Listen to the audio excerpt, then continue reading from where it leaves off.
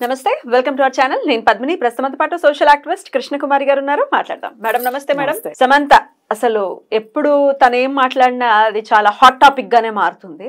Recent గా తన ఏదైతే సిరీస్ ఉందో ఆ సిరీస్ ప్రమోషన్స్ లో భాగంగా వరుణ్ ధవన్ కి ఇచ్చినటువంటి ఇంటర్వ్యూలో తన ఒక కమెంట్ ని చేశారు, చాలా ఆసక్తికరమైన కమెంట్.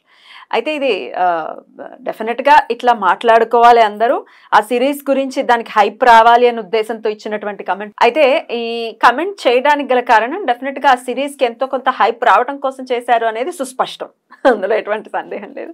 ఇంతకా కమెంట్ ఏంటి అంటే, మీరు దీనికి ఇంత అవసరం లేదు అనుకున్న దానికి ఇంకా ఎక్కువ ఖర్చు పెట్టి సందర్భాలు ఏమైనా ఉన్నాయి? ఖర్చు పెట్టిన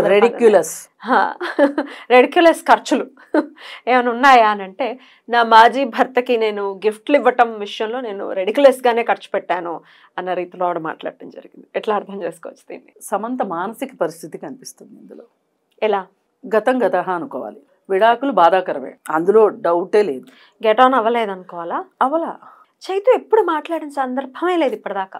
అదే మరి నేను డే 1లో చెప్పిన ఇంటర్వ్యూ, వాళ్ళ విడాకుల వార్త బయటకు వచ్చిన రోజు చెప్పిన విషయం ఏంటంటే, నాగ చైతన్య ఇంట్రావర్ట్, సమంత ఎక్స్ట్రావర్ట్. ఒక ఇంట్రావర్ట్కి ఒక ఎక్స్ట్రావర్ట్కి కుదరటం అనేది కుదిరితే బ్రహ్మాండంగా ఉంటుంది. అలా ఉండి బాగున్న వాళ్ళు చాలా మంది ఉన్నారు. ఆపోజిట్ పోల్స్ అట్రాక్ట్స్ కదా. అవును, కానీ కొన్నిసార్లు ఆకర్షించుకుంటాయి, వికర్షిస్తాయి అని ఉంది. వికర్షిస్తాయి కూడానా? ఉంది. భిన్న ధృవాల మధ్య ఆకర్షణ వికర్షణ ఉంటుంది. వికర్షణ కదా, కరెక్ట్. అందుకని ఏంటంటే అతను మాట్లాడు, అతనే కాదండి, ఇక్కడ కొంచెం మగవాళ్ళ మనస్తత్వం ఆడవాళ్ళ మనస్తత్వం గురించి కూడా మాట్లాడుకోవాలి. మగవాళ్ళ బ్రెయిన్ ఎక్కువగా లాజిక్ ఉంటుంది, ఆడవాళ్ళ బ్రెయిన్ ఎమోషనల్గా ఉంటుంది. ఇక్కడ సమంతాని ఎమోషనే నడిపిస్తుంది, నాగ చైతన్యాన్ని లాజిక్ నడిపిస్తుంది. లాజిక్ ఏంటి? బాగుంటుంది అనుకుని పెళ్లి చేసుకున్నాం, సంతోషంగా ఉన్నన్నాళ్ళు ఉన్నాం, పడలేదు, విడిపోయాం, నాకు ఒక జీవితం నాకుంది. మొన్న ఈ మధ్య ఇంటర్వ్యూలో కూడా అతను ఒక మాట చెప్పాడు, ఏం కోరుకుంటున్నావు నువ్వు ఇంటి నుంచి అంటే, సుఖంగా సంతోషంగా పిల్లా పాపలతోటి హ్యాపీగా ఉండాలనుకుంటున్నాను అని నాగ చైతన్య చెప్పాడు. ఎక్కడో నాగ చైతన్యకి సమంత ఈ ఎక్స్ట్రావర్ట్ వరల్డ్ నచ్చలేదు. ఎక్స్ట్రావర్ట్ అంటే మీనింగు మాట్లాడటం వరకే కాదు, చేసే పనులు కూడా ఎక్స్ట్రావర్ట్గా ఉంటాయి సమంతవి. బబ్లీగా, ఎక్స్ప్రెసివ్గా, బోల్డ్గా. మరి నాగ చైతన్యం ఎలా ఉంటాయి? గుంబనంగా, ఎవరికి అర్థం కాకుండా, అర్థమయ్యి అర్థం కాకుండా ఉంటాయి. ఎక్కడన్నా మాట్లాడినా, ఇంతమంది హీరోలు మాట్లాడుతూ ఏ మీటింగుల్లో అయినా ఎక్కడైనా సరే మాట్లాడుతూ దొరికిపోయిన సందర్భాలు బోల్డ్. కానీ నాగ చైతన్యం ఎప్పుడు, నాగార్జున కూడా దొరుకుతాడు కానీ నాగ చైతన్య దొరకడు. అంటే అలా దొరకకుండా ఉండడం గొప్పతనమని కాదు నా ఉద్దేశం, అది అతని తత్వం. డెఫినెట్లీ అతని తత్వానికి ఇంత ఎక్స్ట్రావర్ట్ ప్రపంచాన్ని అతను ఇంత ఏమనాలి, ఒక చైతన్యం. సమంత అంటేనే ఒక చైతన్యం, సమంత అంటేనే ఒక కడలి తరంగం. మరి అతనేంటి, నిశ్శబ్దంగా సముద్రాన్ని చూస్తూ సంతోషించే వ్యక్తి. ఈమె జలపాతంలో జారే మనిషి. కానీ ఆ జలపాతాన్ని చూస్తూ సంతోషించగలిగే తత్వం నాగ చైతన్యకు ఉన్నట్లయితే సూట్ అయ్యేది.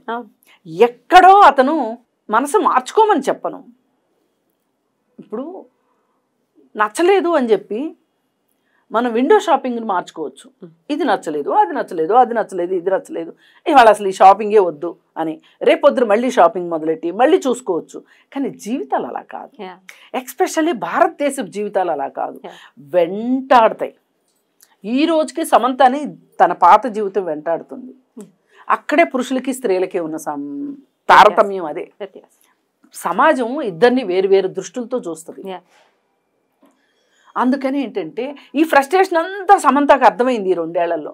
తనని ఏ విధంగా తొక్కేశారో, ఏ విధంగా తను ఉక్రోషపడుతుందో, ఏ విధంగా బాధపడుతుందో, ఏ విధంగా తనని ట్రోల్ చేశారో అన్నీ చూసింది.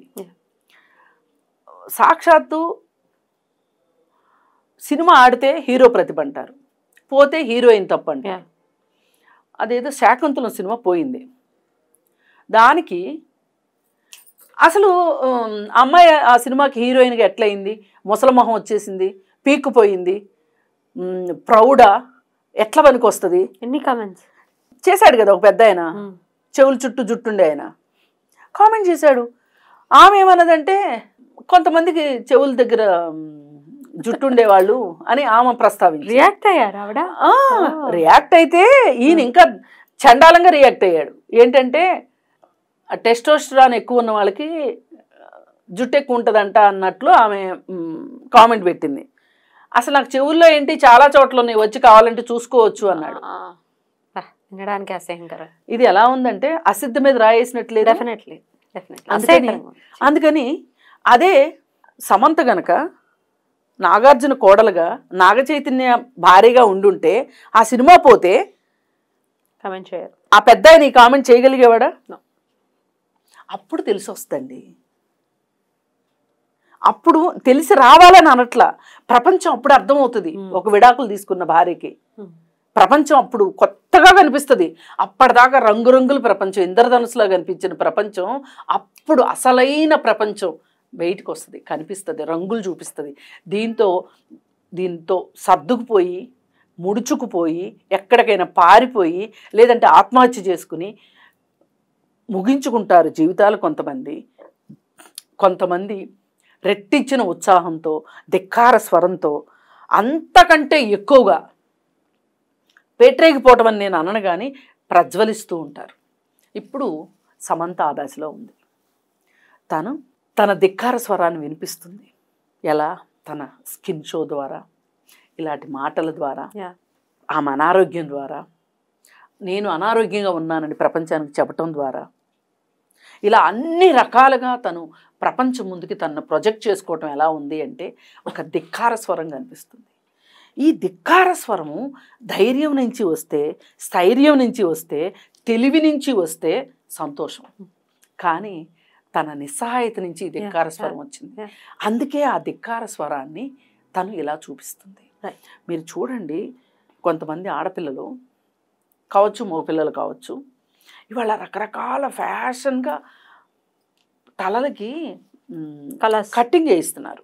కట్టింగ్ మొత్తం చుట్టూ అంతా తీసేయించి ఇక్కడే ఉంచుతున్నారు. ఆడపిల్లలు సగం గుండు చేయించుకుంటున్నారు.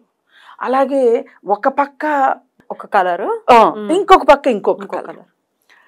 ఇవన్నీ ధిక్కార స్వరాలు. పాశ్చాత్య కల్చర్ని ఇది చేసుకుంటున్నారు కాదా? అది కాదండి, ధిక్కార స్వరం. ధిక్కార స్వరం వాళ్ళకి ఎక్కడో అశాంతి ఉంది, ఎక్కడో మనం తట్టుకోలేని బడబానలు ఉంది వాళ్ళ మనసులో. వాళ్ళని ఒప్పించుకోలేరు, పక్క వాళ్ళని ఒప్పించలేరు, పక్క వాళ్ళు చెప్పిన దాన్ని వినలేరు.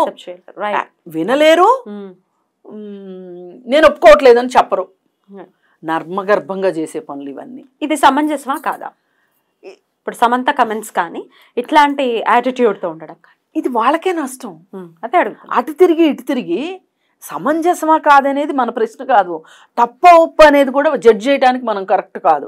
కానీ దీనివల్ల ఎవ్వరు ఏం చేసినా కనీసంలో కనీసం వారికి నష్టం లేకుండా చూసుకోవాలి. ఆ తర్వాత పక్క వారికి నష్టం లేకుండా చూసుకోవాలి. ఒక మనిషి జీవితానికి అర్థం ఏంటి? ఒక పుట్టుకకు అర్థం ఏంటి? నువ్వు సంతోషంగా ఉండు, నీ పక్క వాళ్ళని సంతోషంగా ఉంచు. వాళ్ళ వల్ల నువ్వు సంతోషంగా ఉండు, నీ వల్ల వాళ్ళని సంతోషంగా ఉంచు. మనిషికి ఇంతకంటే పరమార్థం ఏమైనా ఉందేమో చెప్పండి.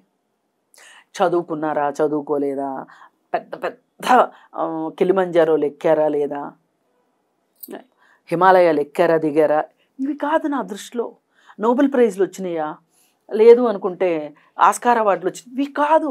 ముందు నీతో నువ్వు సంతోషంగా ఉన్నావా లేదా, నీకు నువ్వు చేసే పనులకి నువ్వు సమాధానం చెప్పుకోగలుగుతున్నావా లేదా, నీ బాడీ నీకు నచ్చుతుందా లేదా, నీ ఆలోచనలు నీకు నచ్చుతున్నాయా లేదా, నువ్వు తినే తిండి విధానం నీకు నచ్చుతుందా లేదా, వేసుకునే బట్టలు నచ్చుతున్నాయా లేదా, నువ్వు నీ కోసం ఉంటున్నావా, పక్క వాళ్ళ కోసం ఉంటున్నావా. ఇవన్నీ కూడా ఒక మనిషి సంతోషంగా ఉన్నాడు, కంఫర్టబుల్గా ఉన్నాడు అనటానికి నిదర్శనాలు.